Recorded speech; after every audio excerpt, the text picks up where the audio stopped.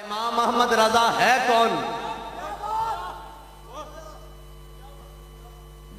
सारे नारा लगा रहे थे, मैं दो अल्फाज का और इजाफा कर दूं। एक तो नारा है ना, इश्क मोहब्बत, इश्क मोहब्बत,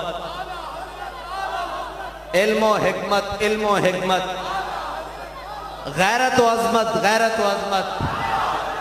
हाँ, ये जो है ना, इसके बगैर कोई बात नहीं बनती। गैरत व अजमत, गैरत व अजमत। और उसका मजहर जो है वो अल्लामा खादिम हुसैन रिजवी है, हमारे कायद। गैरत व अजमत, गैरत व अजमत, गैरत व अजमत, गैरत व अजमत। और बाबा जी फरमाया करते थे, आला हजरत ने चौमुखी लड़ाई लड़ी है, चौमुखी।